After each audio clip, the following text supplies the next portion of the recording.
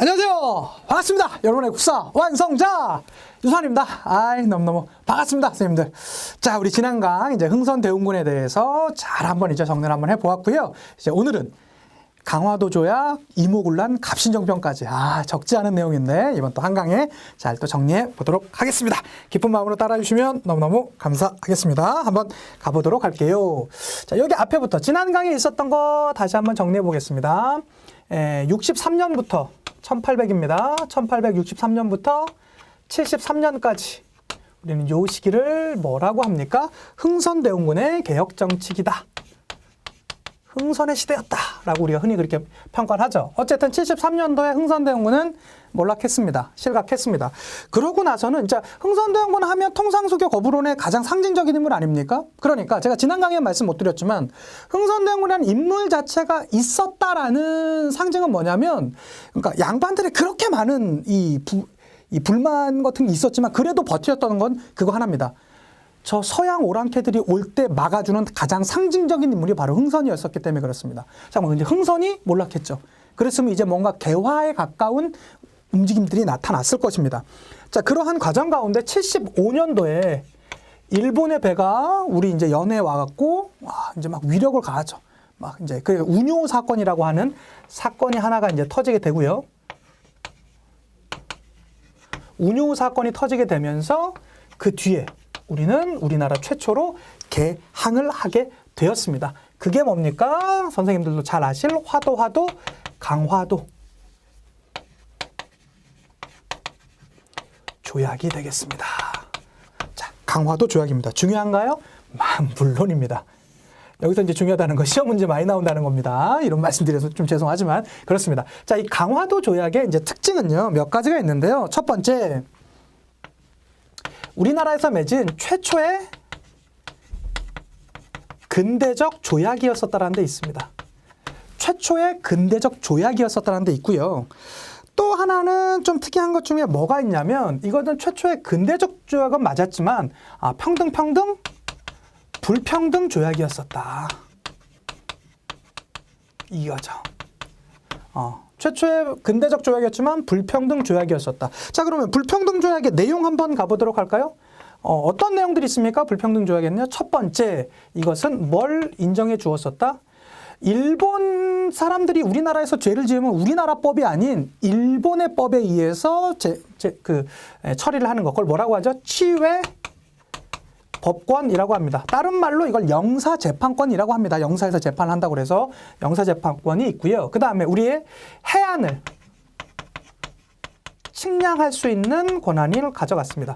해안 측량. 우리의 신체를 막 그들이 이제 잰다. 이건 뭐 기분 나쁜데, 그것보다도 사실은 이 해안이라는 건 그 나라를 침략할 때 암초 이런 게 제일 위험하잖아요. 배 같은 걸 갖고 할 때. 그런데 그것을 측량한다? 이거는 나 이제 얼마 안 가서 너네를 침략할지도 몰라 라는 게 깔려있는, 복선이 깔려있는 것이었었다라는 거 하나 더 봐주시면 좋겠고요. 그 외에도 우리나라가 이제는 뭐 하게 되었습니까? 개항하게 되었습니다. 개항. 원래 강화도 조약 자체에는 부산 외 2개항을 개항한다라고 나와 있는데요. 순차적으로 부산이 제일 먼저 개항이 이루어졌었고요. 그 다음에 원산, 그 다음에 인천, 이런 순서로 각각의 개항이 이루어졌었습니다. 자, 그런데 이게 시험 문제에 종종 나오는 게 있는데요. 선생님들, 요게 있습니다. 요 강화도 조약은 물론 불평등 조약이었지만 무엇은 인정되지 않았었다? 최혜국 대우. 최혜국 대우는 인정해주지 않았었다라는 거. 요거 포인트 중에 하나입니다. 무슨 말이냐? 최혜국 대우라는 건 최고의 혜택을 주는 국가의 대우를 인정해주지 않았다는 거예요. 무슨 얘기냐? 제가 A라는 친구가 있습니다. 근데 수업을 너무 잘 듣는 거예요. 제 수업을. 그래갖고 좋아, 넌 앞으로 내가 수업 들어올 때마다 500원씩 줄게 라고 이제 했었어요. 그리고 최국 조약 내용을 달아놓습니다. 넌 이제 앞으로 언제나 나한테는 최고 혜택을 받는 그런 학생이 될 거야. 그런데 B라는 애를 만났는데 수업을 더 열심히 듣는 거야. 그래서 너 만날 때는 이제 1000원씩 줄게 라고 했습니다. 그러면 얘는 500원 받고 얘는 1000원 받으니까 최고의 혜택이 아니잖아요. 그러면 500원에 상응되는 대가를 자동적으로 얘한테도 줘야 돼요. 왜요? 얘는 최애국 대우의 그것을 받았기 때문에 그렇습니다. 이거 자체가 그럼 상당히 불평등 조약이겠죠? 불평등 조약인데 어쨌든 중요한 건 강화도 조약에서는 최애국 대우를 인정해주지 않았다라는 거. 요거 하나 체크해 두시면 좋겠습니다. 자, 이러한 상태였었습니다. 자, 그러한 상태에서 시간이 더 지나서 어디까지 왔냐? 82년까지 왔습니다. 그래서 우리는 이 시기를 뭐라고 그러냐면 개화 정책의 추진기다. 이렇게 흔히들 얘기합니다. 근데 이 82년도에 뭐가 있었는지 알기 전에 이 개화정책 추진기에 있었던 세 가지 사건을 이해하시면요. 선생님들이 그 이후에 벌어질 사건들을 훨씬 더 이해하기가 편합니다. 이 개화정책 추진기, 80년도 2차 수신사로 김홍집이 일본에 갔다가 갖고 왔던 책이 한 권이 있습니다. 그게 뭐냐면 조선 책략이라는 책이 있었습니다. 조선 책략. 이 조선 책략에는 뭐라면 앞으로 너네 조선, 너네 뭐 해야 되는지 알아? 너네 조선은 러시아 남하를 견제해야 돼. 러시아 남하를 위해서 중국, 일본, 미국 얘네랑 친하게 지내라고 중국 관리가 썼던 책이 있었어요. 그게 뭐냐면 조선 책략입니다. 요게 이때 이제 유포된 게 하나가 있었었고요. 그 다음에 이들은요, 이 개화 정책을 추진하면서 가장 핵심적인 기구를 만들었던 게 있습니다. 그게 뭐냐면 통리, 기무, 아문이라는 기구를 만들어서 이 개화 정책을 거의 통솔합니다. 그리고 또 하나 군사적인 것도 건드려야 되겠죠. 그래서 기군, 별기군이라는 신식 군대를 만들어가지고 이들이 이 개화 정책을 추진하는데 그 군사적인 배경으로 썼습니다. 그런데 82년도가 되면서 이러한 개화 정책 추진기, 물론 이 개화 정책 추진기에 중심이 있었던 나라는 어떤 나라일까요? 바로 일본이 있었겠죠. 자, 그 일본이 이런 이제 개화 정책을 추진하고 있었는데 여기 있는 이 조선 책략이 있잖아요. 이게 유포되면서 이 내용이 뭐라고 말씀드렸습니까? 제가 러시아 남하를 견제하기 위해서 미국, 일본, 중국하고 친하게 지내라 이렇게 되면서 이게 배경이 되면서 우리나라가 82년도에 조약을 하나 맺게 됩니다. 그게 뭐냐면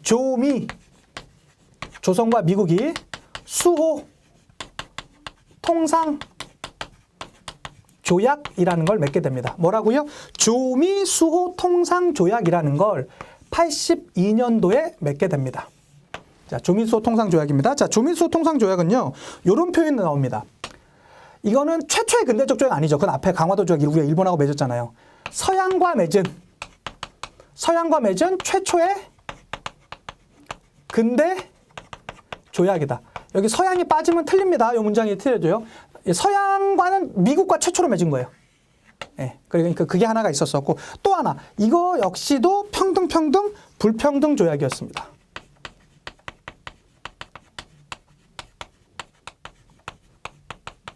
불평등 조약이었습니다. 불평등 조약의 내용은요. 일단은 이거 역시도 뭐가 인정되었었다? 치외법권이 인정되었었다라는 거. 치외법권은 다른 말로 영사재판권이라고도 합니다. 치외법권이 있었고 또 하나 이 조미수호 통상조약의 가장 큰 특징 중에 하나 최애국 대우. 대우를 인정해 줬습니다. 그럼 우리나라가 맺었었던 조약 중에서 최초의 최애국 대우를 인정했던 건 미국이 맞습니까? 맞습니다. 요거 꼭 하나 기억해 두셨으면 좋겠습니다. 자, 요러한 내용들이 82년도에 조미수호 통상조약이 하나가 있었고요. 자, 이러한 상황에서 요때 만들어졌었던 이 별기군에 의한 별기군이 신식군대 아닙니까? 뭐 별난 무기, 그러한 신식 무기나 이런 것들이 나오게 되면서 기존에 있었던 구식 군대는요 차별을 받게 됩니다. 그래서 이들에 의해서 이 별기군한테 모든 재정적인 지원을 밀어주다 보니까 상대적으로 더 좀 열악한 상황에 놓이게 되었었던 구식 군인들이 이제는 봉기했던 것입니다. 같은 82년도에 있었던 사건이고요. 우리가 그것을 뭐라고 합니까? 오굴란 임오년에 있었던 군대의 반란 사건이다. 그래서 임오굴란 사건이라고 합니다. 1882년이고요. 요거 보시면 여러분 제가 하나 알려드리면 이 근현대사 파트 오면요. 약간 되게 연도 이거 외우는 거는 힘들어하는 경우가 있거든요. 제가 팁을 하나 드리면 요거는 꼭 써놓으세요. 여러분. 갑, 을, 병, 정, 무, 기, 경, 신, 임, 개 이렇게 써놓으시고요. 요 끝에 년도를 뭐라고 쓰시면 되냐면 4로 쓰십시오. 그 다음에 4부터 쭉 가시면 돼요. 볼까요?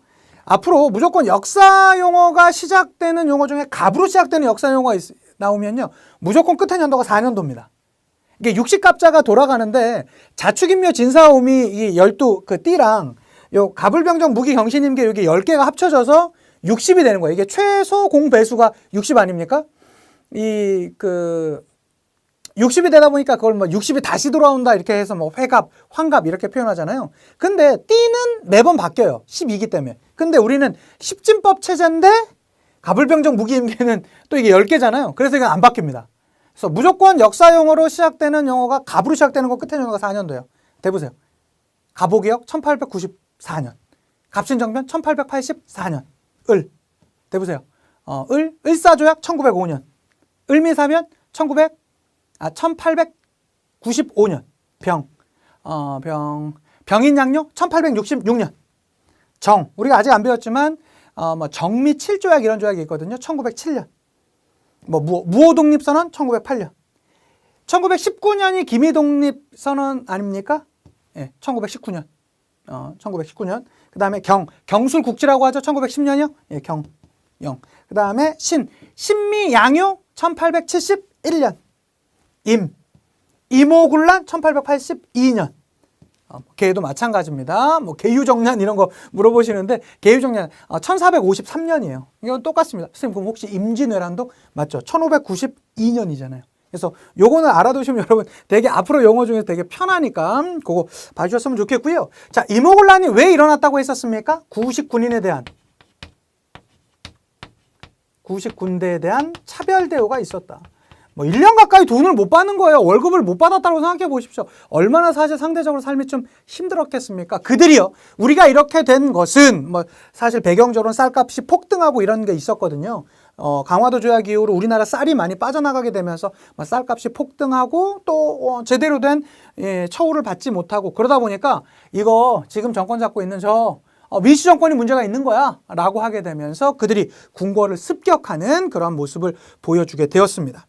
자, 그렇게 하고 나자 당시에 왕비 민씨로 대표되는 민씨 세력들은요 궁을 다 빠져나가서 좀 피해 있던 상태였었고요. 고종이 이 구식 군대들을요 어떻게 제지할 수가 없는 거예요. 그래갖고 아버님 제가 너무나 부족했습니다. 좀 상황을 좀 도와주시죠. 이렇게 상황이 나타났던 것입니까? 그래서 이 구식군대들 입장에서 구식군인들 입장에서는 최고의 히어로가 누굽니까? 우리 대원이 마마 아닙니까? 흥선대원군. 흥선대원군이 재집권합니다. 그래? 이러면서 이제 재집권했던 것이죠. 자, 그렇게 되자 이제 그러고 나서 뭐 하냐면 이 별기군, 뭐 통리기무하면 이런 거 다 없애버려요. 그러면서 옛날로 돌아가 이러면서 다시 상당히 복고적인 정책을 펼치고 있었습니다. 자, 그런 상태에서 민씨 정권에 있었던 그 세력들이요. 청나라의 진압을 청에게 출병을 요청하게 되고요. 청에 의해서 진압이 이루어지게 되었었던 이러한 단계별로 이렇게 이어졌으니까요. 요거 알아두셨으면 좋겠고요. 사실은 이모군란은 이러한 상태가 이루어졌다. 요거보다 더 중요한 건 그거에 따라서 결과, 즉 조약이 맺어지게 되었습니다. 어떤 조약이 맺어지게 됐냐? 요건 너무나 중요해요. 여러분 중요해요. 정말로 꼭 기억해 두셨으면 좋겠어요. 조선과 청 사이에 조약이 맺어지는데 이 조약 이름이 꽤 깁니다. 이게 뭐냐면 정확히 열단데요. 조, 청, 상, 민, 수, 륙, 무, 역, 장, 정이에요. 되게 길죠. 이게 사실 뜻은 별거 아닌데 조선과 청 사이에 상민들 가운데 바다와 육지에서 무역에 관한 것을 협정했다라는 것인데요. 이것으로 인해서 뭐가 사라지게 되냐면 류지, 거류지. 외국 상인들이 우리나라 들어올 때 최소한의 그 라인이 있지 않았습니까? 이 거류지가 없어지게 되는 그러한 모습들이 있었던 것이고요. 이것으로 인해서 청의 내정 간섭이 우리나라 정치에 간섭하는 것이 상당히 많아지게 되는 뭐 그러한 모습이 있었다라는 거 같이 기억해 두셨으면 좋겠고요. 자, 그러면 이것만 있었냐? 조선과 일본 사이에서도 조약이 맺어집니다. 야, 이런 과정 가운데 우리 일본인들도 좀 다치고 손해봤잖아. 아, 조선 니네 보상해내 라고 했던 것이고요. 이것으로 인해서 맺어졌던 조약이 물포 제물포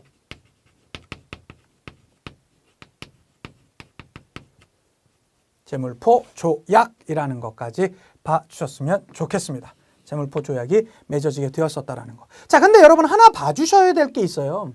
자, 이러한 상태에서 그 전까지는 여기 앞에 보자면 76년에서 82년까지는 우리나라 이 개화 정책이 누구에 의해서 진행되던 상태였습니까? 일본에 의해서 진행되던 상태였습니다. 자, 그러다가 그 이후 82년을 기점으로 해서 이제는 우리나라 안에서 세력이 누구와 누구로 바뀝니까? 일본이 있고요. 엄연히 일본에 대한 존재는 있고요. 이제는 새롭게 누가 들어왔었죠? 청나라가 들어오지 않았습니까? 청나라가 우리나라의 이모군란을 진압하면서 역시 세력을 더 확장시켜 나가게 되었습니다. 그렇게 되면서 일본과 청나라가 대결을 하는 이런 형태의 구도로 바뀌게 되는 게 바로 82년을 기점으로 이렇게 진행되었다라는 거 봐주셨으면 좋겠고요. 이들의 약간의 소규모적으로 살짝 부딪혔던 게 84년도에 있었던 갑신정변입니다. 자, 청일전쟁이 일어나기 전에 또 한 큰 사건이 하나가 벌어지게 됐는데요. 그게 뭡니까? 1884년에 갑신정변입니다. 갑신정변입니다. 갑신정변입니다. 자, 갑신정변 왜 일어났습니까? 갑신정변에 이제 5인방이 있죠? 김옥균, 박영효, 서광범,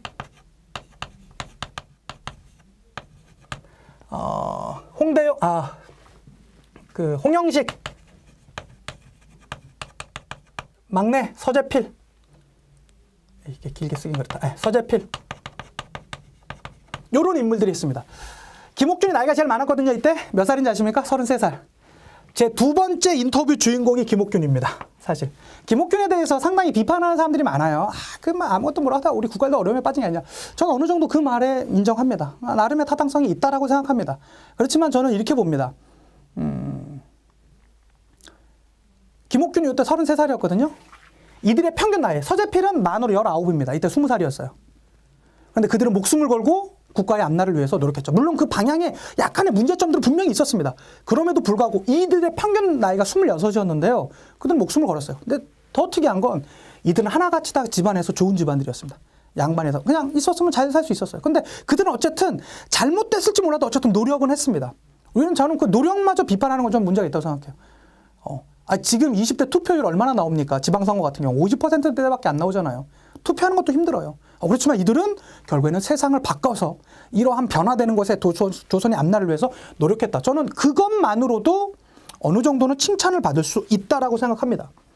자, 이 갑신정변의 배경 먼저 한번 말씀드리고 가도록 하겠습니다. 배경은요. 이들이 어쨌든 개화 정책을 추진을 해야 되는데 개화 정책에는 비용이 따르잖아요. 그래갖고 큰 소리 빵빵 치면서 김옥균이 일본에 가서 차관을 도입해 온다고 하거든요. 이 차관을 도입해 온다라고 큰 소리 빵빵 치는데 실패돼요. 그리고 또 하나, 요 이모군란 이후로 우리나라의 청나라가 3,000명 가량이 이제 주둔하고 있었습니다. 이때 주둔했던 데가 어디냐면 용산이에요. 이때부터 용산은 외국 군대한테 우리가 이제 내어주는 땅이 되었던 것이겠죠. 지금은 이제 돌려받는다 말이 많지만 어쨌든. 예. 그런데 이때 인도 차이나 반도를 놓고 청나라랑 프랑스랑 전쟁을 벌입니다. 이게 그 유명한 청푸전쟁이에요. 청푸전쟁에서 우리나라 국내에 있었던 병력을 절반가량 빼요. 그렇게 되면서 나름 군사적으로 열세 있었던 이 급진개화파 이들과 일본이 나름의 합세해서 갑신정변을 일으켰던 것이죠. 어쨌든 이때 또 하나의 배경이 뭐라고요? 청푸전쟁입니다. 자, 그렇게 해서 이 과정을 간단하게 한번 말씀드리면 과정이 있습니다. 과정. 우정국 축하연이 있었어요. 지금으로 말하자면 우체국이 이제 처음 이제 열리는 날이죠. 예. 우정국 축하연에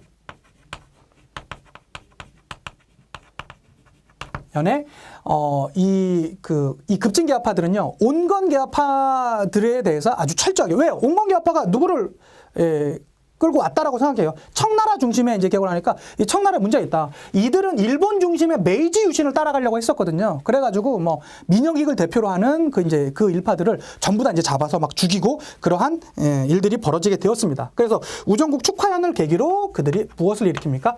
정변을 일으킵니다. 물론 이 정변은요 그렇게 오래 가지 못해요. 우리가 흔히 말하는 3일 천하라고 합니다. 3일 만에 끝났다라고 하는데요. 엄밀히 제가 다시 공부를 해보니까 3일이 아니에요.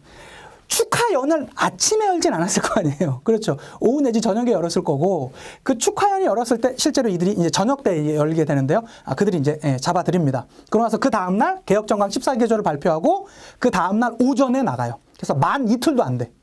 만 이틀도 안 돼. 어쨌든 이 3일 천하라고 형식적으로 말을 하지만 엄밀하게 따지면 3일 천하도 안 되었었던 게 바로 이들이었었다라는 거.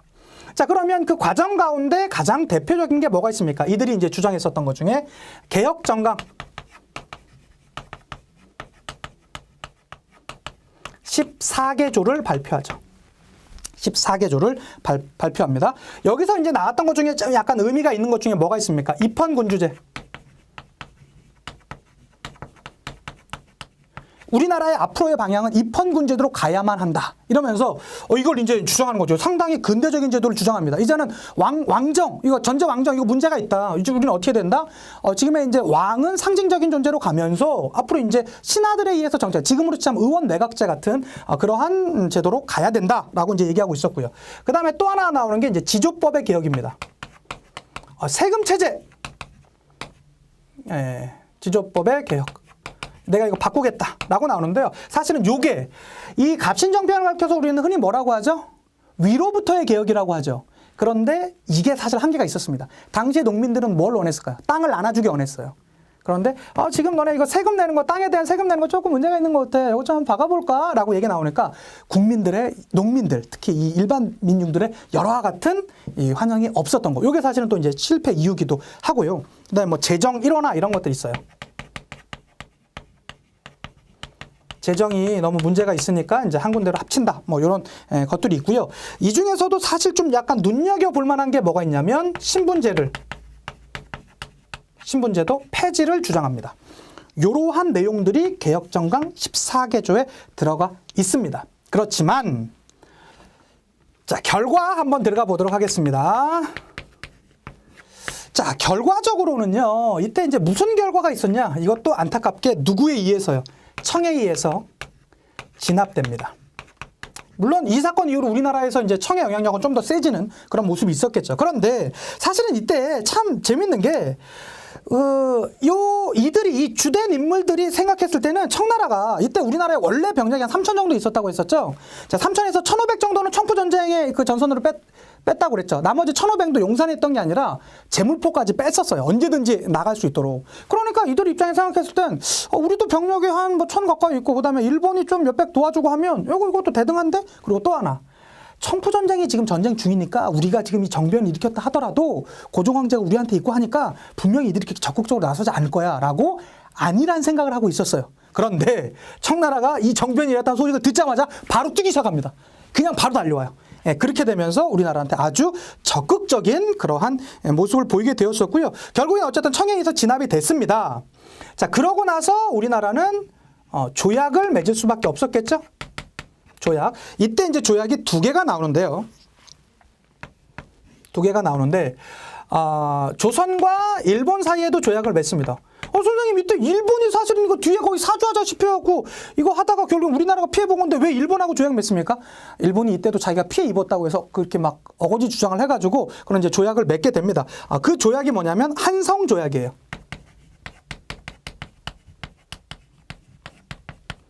한성조약이라는 걸 맺게 되면서 우리나라가 이제 배상금 같은 거 이제 지불하게 되었었고요. 사실 이거보다는 조금 더 중요한 조약이 있으니 그게 뭡니까? 청과 일본 사이에 맺는 조약이 있었습니다. 우린 그걸 뭐라고 하냐면 텐진 조약이라고 그래요. 텐진 조약. 참 중요한 것이죠. 이게 왜 중요하냐? 텐진 조약의 주된 내용이 뭐냐면 이런 거예요. 야, 일단 지금 철군하자. 동시 청일 양군들이 동시 철군하자. 일단 조선에서 군대 빼자. 그렇지만 둘 중에 한 나라가 조선의 군대를 파견하게 되면 반드시 통보하자. 파견 시 통보하자. 라는 조약이 되게 돼요. 왜 이게 문제냐? 여기에 있는 이게 문제가 되면서 시간이 지나면서 이게 뭐에 결정적인 역할을 하게 됐습니까? 이 텐징 조약이요? 맞습니다. 청일 조약이 아니라 청일 전쟁에 이게 기본 이제 시작점이 바로 여기서부터 시작되었었다라는 거 꼭 한번 기억해 두셨으면 좋겠습니다. 다시 한번요. 텐징 조약은 갑신정변의 결과물이었고 한성 조약도 마찬가지라는 거. 요거 하나 이제 봐주셨으면 좋겠고. 자, 이러한 상황이었습니다. 자, 이러한 상황에서 우리나라가 85년도에 이제 보니까 지금 우리나라가 지금 너무 지금 이제 복잡한 상황이 있었잖아요. 지도를 하나 간단히 그리자면 요렇게 이제 있는 거 아닙니까? 그런데 상황 보니까 우리나라 지금 어떤 나라가 넘보고 있습니까? 청나라가 우리나라를 넘보고 있습니다. 일본도 우리나라를 넘보고 있죠. 그것만 있습니까? 아니요. 위쪽에 있는 러시아도 남방 진출하려고 하고 있고요. 미국과도 조약을 맺었었죠? 미국도 하고 있습니다. 특히 이 러시아가 내려오려고 하니까 거기서 가장 흥분했던 나라 어떤 나라 있죠? 영국이 있습니다. 영국이 나서서 여기 이제 전라도 남쪽에 있는 섬을 하나 그들이 그냥 무력으로 점거합니다. 그게 뭐냐면 거문도 점령입니다. 거문도를 자신들 우리한테 허락도 받지 않고 거문도를 점령해서요. 뭐 하냐면 해밀턴 황이라고 자기들의 그냥 항구를 지네끼리 이제 해버려요. 물론 뭐 87년도에 떠나가긴 했지만 어쨌든 거문도를 점령하면서 이 지금에 있는 상황이 이렇게 지금 안 좋아지게 됐습니다. 그렇게 되면서 요 시기에 어떤 게 나오게 되냐면 한반도